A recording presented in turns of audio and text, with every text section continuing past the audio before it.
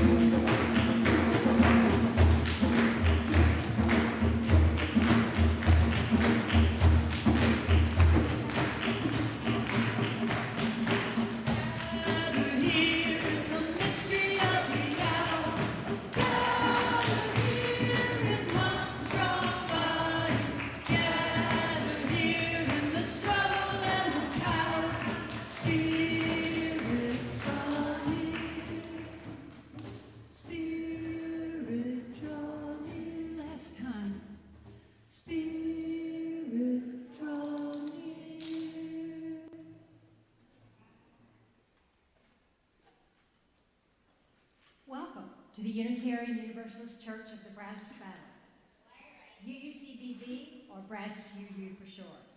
My name is Joyce Langenegger, and I'm serving as your worship assistant today. My pronouns are she, her. We are a welcoming congregation, which means we celebrate and welcome all people of diverse sexual orientations and gender identities. We also strive to welcome people across diversities of race, age, ability, immigration status, and belief. We are also a congregation working for reproductive justice. So whoever you are, wherever you have come from, wherever you are on life's journey, you are welcome here.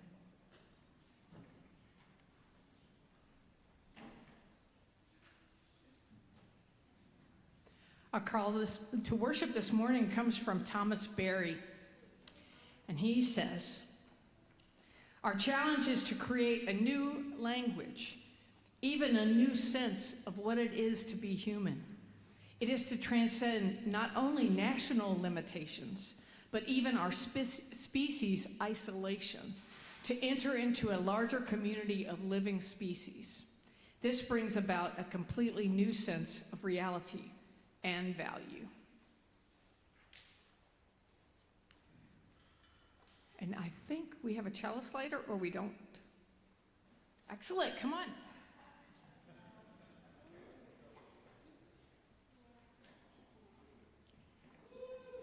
Please say our chalice lighting words with me. We light the chalice, the symbol of our Unitarian Universalist faith, as a beacon of hope for all who seek justice, dignity, and compassion, and in celebration of the life of truth and meaning we share together. Now, all please join me in saying our affirmation. Love is the spirit of this church, and service is its gift. This is our great covenant, to dwell together in peace, to seek the truth in love, and to help one another.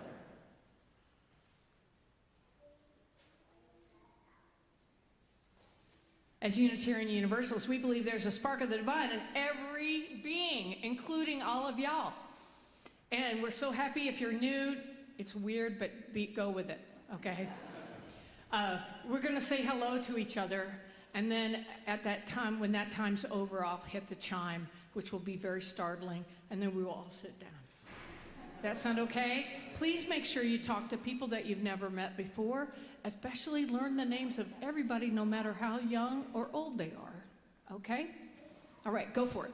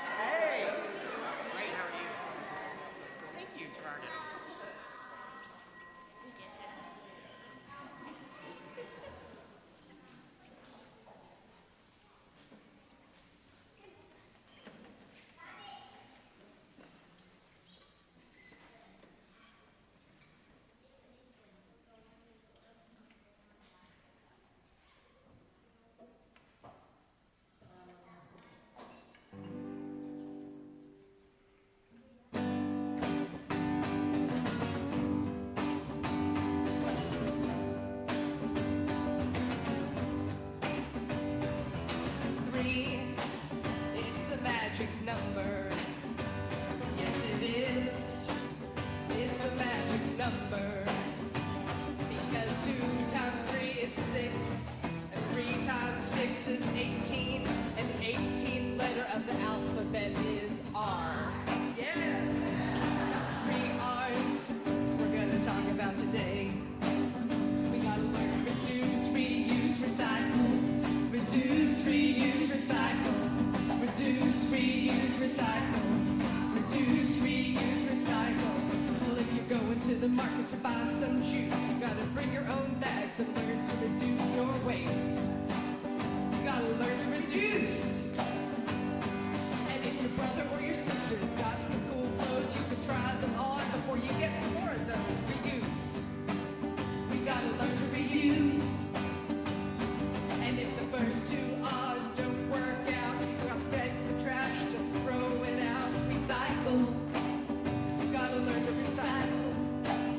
You gotta learn to reduce, reuse, recycle. Reduce, reuse, recycle. Reduce, reuse, recycle. Reduce, reuse, recycle. Let's have a bass and drum break from Elliot and Joe.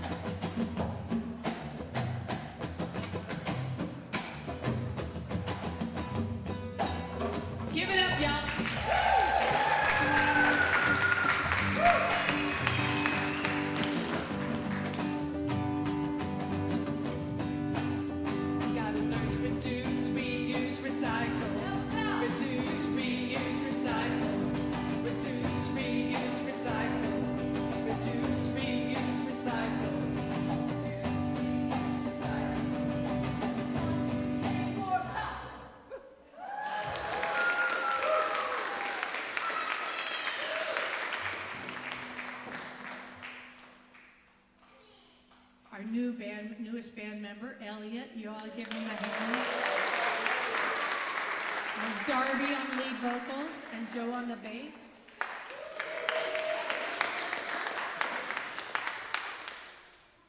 Good morning, everyone. If I don't know you already, my name is Allison, and I use she, her pronouns, and I am the Director of Religious Education here. So we do this thing that's called the Time for All Ages each week, and today I have a wonderful story for you. It's called Where Wonder Grows, and it's by Zelena Gonzalez. When Grandma walks to her special garden, we know to follow. This is the place where wonder grows and stories blossom, where we gather our magic rocks and relics from nature. In school, we learn that rocks are things, but Grandma has taught us they are beings. They are alive with wisdom, so we call them grandfathers and grandmothers. She asks us to wonder why this one has so many holes, like secret rooms. We look inside to see molten heat bubbling from the Earth's belly, burning new rocks into being. They were here long before us and know more about our world than we will ever. Grandma says that in the sweat lodge, they help send songs and prayers through the air to our ancestors. They have survived fire, and so they give us strength. When we are old enough to enter the sweat lodge, we'll know exactly what she means. Tell us about the ones with superpowers, we ask. You mean the ones with a healing touch? We are transfixed by the colors of crystals and the glow of Grandma's stories about curanderas who can cure the body with white halite, sky blue celestine, and quartz of all kinds. From its core to its surface, our earth gives us everything we need to survive. After conjuring fire and digging deep within the earth, it's time to dive into water. We wonder what wisdom these tiny white forests and houses of shell hold down in the sea where there is still so much mystery. Water makes and breaks even the biggest rocks very slowly over time. So when life feels too hard, just remember to go with the flow. As the sun quiets, we recall the rocks we love most. Silver beauties who flew from night sky like freed light dancing on air. We don't know why they came or where they were before, but there is something special in the land we call home, like magnets that draw these marvels from outer space. They remind us how small we are in this big world and how very powerful. When the stars awaken, we rest in our garden, holding our treasures close. And with every breath, we continue to wonder. The end. Now, before we go to religious education, y'all, I swear, somebody's ring is reflecting this beautiful diamond pattern on the back wall. I'm sorry, I got distracted, squirrel. Before we go to religious education today, I would like to announce that our registration gift certificate winner is Ashling. We drew your name. Ashling, wave your hand. Woo! Go Ashling! Yay! All right. So, any of the younger UUs who want to come to religious education, please meet me at the back door, and will all of you please sing us out? This little light of mine, I'm gonna let it shine. This little light of mine, I'm gonna let it shine.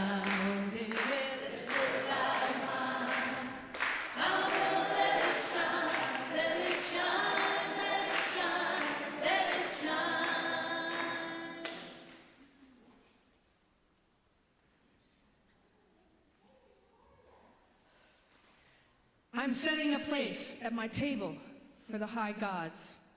Blessed ones, come and eat with me. I'm setting a place at my table for the gods of my household. Blessed ones, come and eat with me. I'm setting a place at my table for the ancestors. Blessed ones, come and eat with me. I'm setting a place at my table for the land spirits. Blessed ones, come and eat with us. Numinous ones of earth and sky, eat with us, be our guests. An ancient Roman prayer. So according to the United Nations report on the climate change, climate scientists have showed that humans are responsible for virtually all global heating over the last 200 years, all of it. Climate change refers to long-term shifts in temperature and weather patterns. Such shifts can be natural, say that 5 times, due to changes in the sun's activity and volcanic eruptions. But since the 1800s, human activities have been the main driver of climate change, primarily due to the burning of fossil fuels like coal, oil, and gas. Although I have a Kentucky accent, so oil sounds like soul, and soul, they're all the same word. Okay. Burning fossil fuels generates greenhouse gases emissions that act like a blanket wrapped around the earth, trapping the sun's heat and raising temperatures. The consequences of climate change now include, among other things, intense droughts, water scarcity, severe fires, rising sea levels, flooding, melting polar ice, catastrophic storms, and declining biodiversity. Now, many of you are scientists, and all of us know most of these statistics, and that the issue is a 5-alarm fire. I am an artist, activist, cultural worker, and minister, and my interest is how our beliefs and our ancestors' beliefs could have led into this earth-harming direction. What is it about how we believe that's creating these problems over time, little by little, like the last 2,000-something years? Okay. That's what I want to address this morning, is what is our spiritual strategy here? What needs to change in our core beliefs if we're going to save ourselves and life on this planet? Now, many U.S.-based studies have found that people with strong Christian beliefs are less concerned and kind of indifferent about climate change, like God's got it. The Jewish Christian beliefs have often separated humans from nature, believing humanity has a God-given domination over nature and other beings, allowing exploitation of the world as worldly, heavenly, worldly, things of the earth that are base, right? Well, that is not particularly great for the planet, but it is particularly true in the West. That is the basis of our society. The intersectionality of exploitation of women, people of color, resources, all stem from these false hierarchies supposedly put in place by the divine. Genesis 1:26 and 27 says, then in the English translation, then God said, let us make man in our image after our likeness, and let them have dominion over the fish of the sea, and over the birds of the heavens, and over the livestock, and over all the earth, and over every creeping thing that creeps on the earth. Guess what I think? Okay. If our focus is uniting with a far-off heaven and God, who is above the earth and all things, and the earth is somehow less, then we may need to look at other views and find a spirituality that assists our thinking and priorities, or we need to just incorporate a different mindset into our current spiritualities. I'm not saying you have to give up your religion, whatever it is, if you even have one. If we are actually going to change ourselves enough to continue our living planetary existence for our children and their children, it's like it isn't enough to know you need to lose some weight, right? You know your health is suffering, you have a strong motivation to change, but we have always done what was good enough for your family. That tends to pull harder. So I grew up in Kentucky, like you know, where tobacco was one of the main cash crops. So every single person in my family smoked, a lot. like unfiltered Lucky Strikes, 2-pack a day, my dad. Unfiltered Camels, my grandfather, at least 2 packs a day, maybe 4. And my mother, Virginia Slims, because she was, like that. All right. So smoking was heavy and encouraged from a tender age. Now I'm the first in my family not to be a smoker, and I am the only one still alive. I'm also the only one, Change is hard, but it is necessary. So I consider this a similar situation where we need to change our mindset. It's like smoking. We know it's bad for us, but it's so much fun. Meg and I, that's what we did when we were dating. We smoked air cigarettes all the time. While people were talking around us, we'd be like, it's fun. I recommend air smoking, not really smoking. And the deepest part of our separateness from creation lies in our forgetfulness of its sacred nature, which is also our own sacred nature.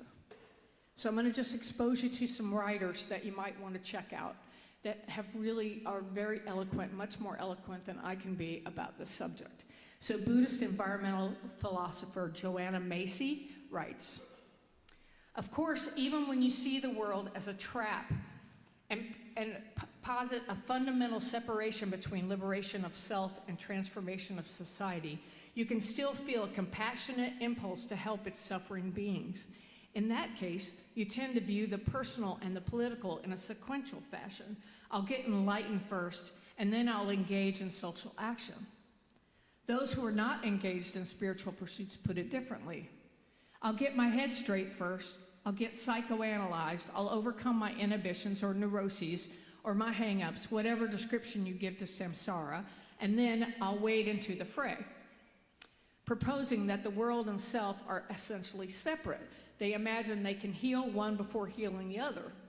This stance conveys the impression that human consciousness inhabits some haven, some locker room, independent of the collective situation. Like our souls are over here encased in stone somewhere, and they're not part of the whole.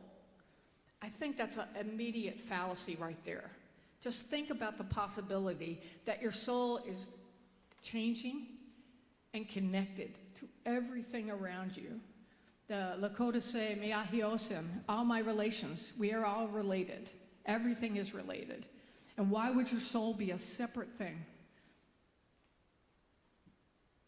I'm not sure that's true. How many people feel the spirits all around you? Or something alive is happening. Something's happening that you don't have control over. Yeah, whatever you want to call it. All right, the obvious choice then is to extend our notions of self-interest. For example, it would not occur to me to plead with you, "Don't saw off your leg." That would be an act of violence. It wouldn't occur to me or to you because your leg is part of your body. Well, so are the trees in the Amazon rain basin. They are external lungs. We are beginning to realize that the world is our body. Just think about it for a second. What if not letting these people starve over here or the people in Gaza suffer is hurting us? It is. Are we aware of it? That's the thing. Are we aware of it? As Unitarian Universalists, we have some rich theology to build upon for our eco-theology. That's what we need, is an eco-theology. We already believe that we are sparks of the divine in the web of holy existence. We come from the transcendentalists, by God. We listen to sources such as Taoism, earth-based religions, and Sufism, for example, that have a much more web-based idea of the world and the beings within it and all the things that are happening around you. The Unitarian thinkers, we recognize the holiness in nature from Theodore Parker to Hosea Ballou. In the coming weeks, we will be participating with 3 other UU congregations in a UU climate revival, where we can think together about how we want to respond to the needs of our time. We can work on it together because we're not alone. We are all connected and we need each other to help figure this out. It's going to take all of us. We are paying attention to the eco-theological authors writing in our own century, such as Thomas Berry and Brian Swim. The whole Gaia movement, have you all heard of that before? The Gaia principle? Okay. Octavia Butler, if you've read her books, That would be a good place to go. Process theology, if you're into reading theology and that's your jam, I would say John Cobb. We can create and articulate the spiritual guidance we need and look for the diversity of voices from the entire globe that may know a better healing way. Our political efforts are spiritual too, and all help us to articulate the narrative we need to dismantle white supremacy, dominance, and empire. To get it right down to some words that we can say. We can see the connections, as UU Minister Sherry Prude-Ohm writes, if the planet as a whole is to survive, we must begin to see ourselves as interconnected with non-human nature and with one another. Pretty simple, pretty basic. So I'm going back to Joanna Macy because she's a god. She's brilliant. It is no longer appropriate to think only in terms of even my nation or my country, let alone my village. If we are to overcome the problems we face, we need what I have to call a sense of universal responsibility, rooted in love and kindness for our human brothers and sisters. In our present state of affairs, the very survival of humankind depends on people developing concern for the whole of humanity, not just their own community or nation. The reality of our situation impels us to act and think more clearly. We can't all live in the biggest houses in the world and use all the resources and then expect everybody in Central America to just hang out there and starve. That's crazy, right? It's crazy. The reality of our situation impels us to act and think more clearly. Narrow-mindedness and self-centered thinking may have served us well in the past when we were trying to, extricate ourselves, commit genocide to all the indigenous people that were already here, say that God gave us this place. You know what I'm saying? That thinking worked at the time, but it's not going to work now, and we've got to start thinking in a different way. So just be messing with that. I'm not saying I have the answer, but I am saying that it seems to me a definite need, and it might be worth spending a little bit of time thinking about what little things you can do right in front of you with the resources, times, and treasures that you have. Do that. Do something. So, my friends, let us meet the challenges of our time with courage, creativity, and action. I will leave you with this quote from Kiowa author N. Scott Momaday, who said, "We are what we imagine. Our very existence consists in our imagination of ourselves. Our best destiny is to imagine, at least completely, who and what and that we are. Who are we? Who do we want to be? What is the story we want to tell ourselves? The greatest tragedy that can befall us is to go unimagined. Let us dream." And now, Meg is going to come up and lead us in singing hymn number 163, "For the Earth Forever Turning."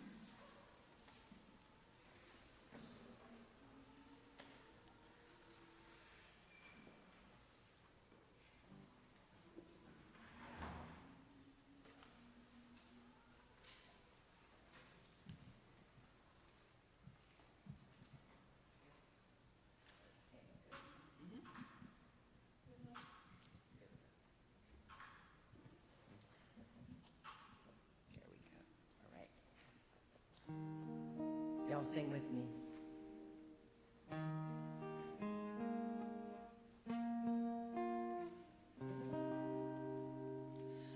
For the earth forever turning, for the skies for every seed, for our lives, for all we cherish, sing we our joyful song of peace.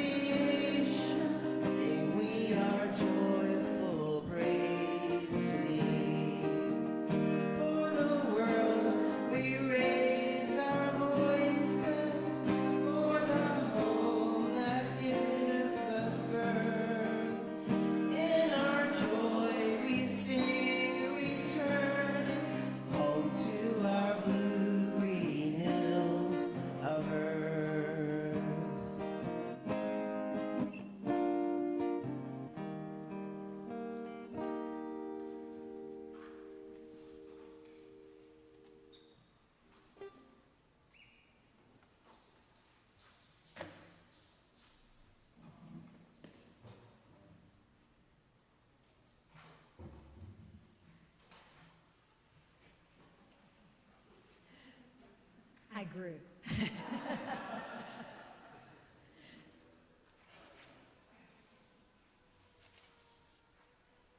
Now let an offering be taken to sustain this place which is sacred to so many of us, a community of memory and of hope, for we are now the keepers of the dream.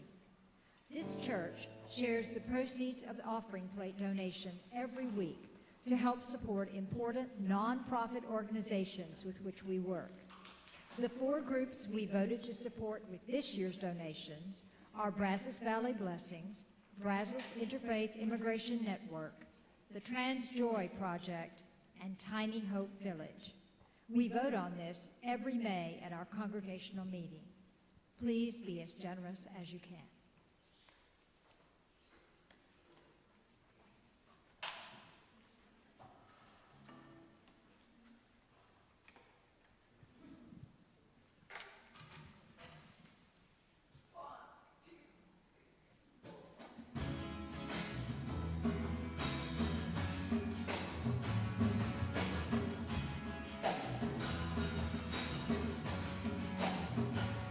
Take me to the table where we all dine together, and pluck me from the crowd and return me to my center. Whatever path you follow, push on till tomorrow. Love all, serve all, and create no sorrow.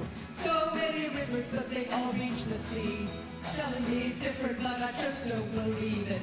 Love is the glorious, and everyone shall reach it. Whoever seeks it, seen and unseen.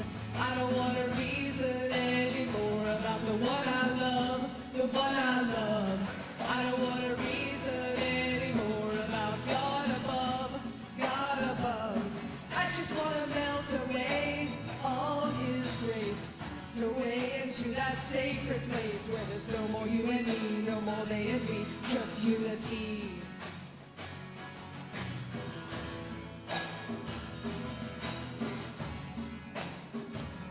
Well, I don't want to count the leaves of the mango tree. I just want to taste its sweetness, so you can defeat this, above and beneath this. Yeah, come one and all, come stand tall. Whatever your approach, your dance or meditation. Got love along and you shall reach the station. The finder road, the supreme abode. In this city, all hearts shine like gold. Don't want to reason anymore about the one I love, the one I love. I don't want to reason anymore about God above, God above. I just want to melt away in all His grace, drift away into that sacred place. No more you and me, no more they and me, just unity. Me and Jesus, Buddha and Garanga, all dance around, dancing on your thunder. Drunk on the wine of love for thee. Well, tell me, when will I be blessed to join that blissful company? Blissful company goes from sea to sea, from the depths of the valley to the mountain peaks. So many stories and so many fables of how the king sings and how the wall waits. Jerusalem to the holy Himalayas, from Mount Zion to the hills of Jamaica. All land is holy, all land is sacred. All shall leave this world completely naked. Reason anymore about the one I love, the one I love. I don't want to reason anymore about God above, God above. I just want to melt away in all His grace, drift away into that sacred place. No more you and me, no more they and me, just unity. I don't want to reason anymore about the one I love, the one I love.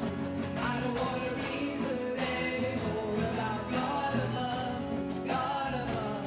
I just want to melt away in all His grace, drift away into that sacred place. No more you and me, no more they and me, just unity.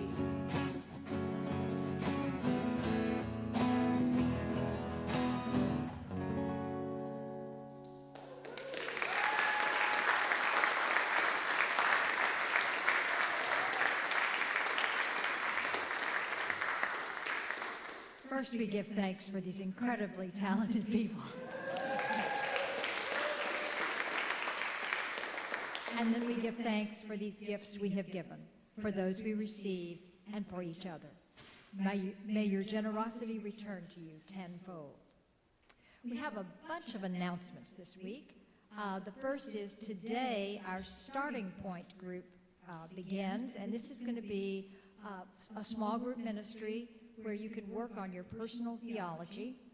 It is certainly anyone who's new to UU, this is a great place to go and learn about it, and those of us who are more seasoned in UU, a chance for us to reaffirm our own theology. And from the Starting Point sessions, we may then start a small covenant group from that gathering. And if you have questions, Allison Faber has answers for you. The Love and Joy Choir has started. If you can't make it but want to sing, please see Reverend Kiya or send her an email at reverendkiya@brazosuu.org this week. I think there are going to be like 10 rehearsals, but I think what I heard yesterday is you only need to show up at 2 of them to be able to perform with this choir. Also, if you got an email from me or a text from me, it wasn't for me. Those of y'all who have been writing me saying, oh, are you asking me for something? It's a scam. Please ignore it. I will always call you on the phone if I need something, okay? Okay. Our yoga and meditation group will continue, and we will be meeting next Saturday at 9 a.m. If you're interested in yoga and meditation, many of us are enjoying already, please bring your mat. If you have questions, talk with Stephanie or Liz. And they're waving their hands right now so that you can find them. Okay, football parking is happening. We had the second game this week. Bobby Presley, who's on the third row back there with the white hair, is looking for volunteers to assist. It's a great fundraising opportunity for the church. I think this week we earned between $3,200 and $3,400. We've made more than $4,000 the previous week from the Notre Dame game. So we really depend on that fundraising to support us. Yes, and thank you, Bobby.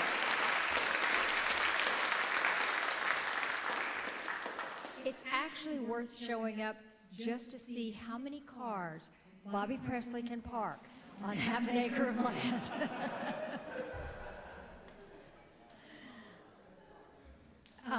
And I'll tell you, the number I think has been as high as 80.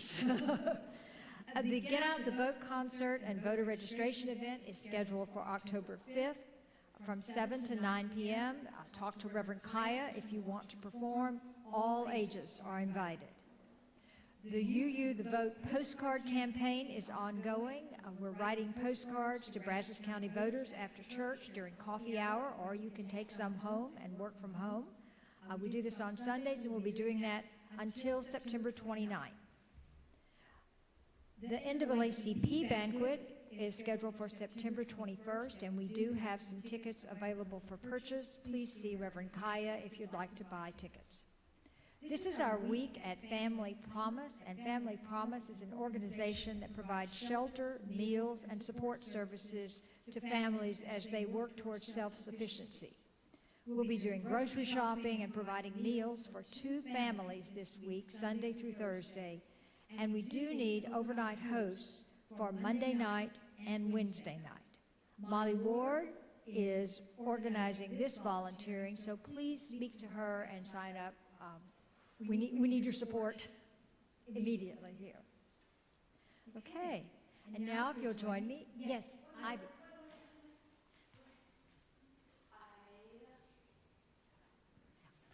I forgot to add it to the announcements, but our semi-annual Equinox clothing and toy swap is happening next week instead of the week after on the actual Equinox. So next week, especially if you have any kids, if they've outgrown shoes, clothes, toys, bring them all. We'll have piles on the back porch, and you can go through it and take whatever you want home, and whatever's left over, we'll take to Once Upon a Child, and it will benefit the RE program. So that is next week after the coffee hour. Okay, so even more announcements than we thought. All right, now, please join me in extinguishing the chalice. We extinguish this flame, but not the light of truth, the warmth of community, or the fire of commitment. These we carry in our hearts until we gather together again.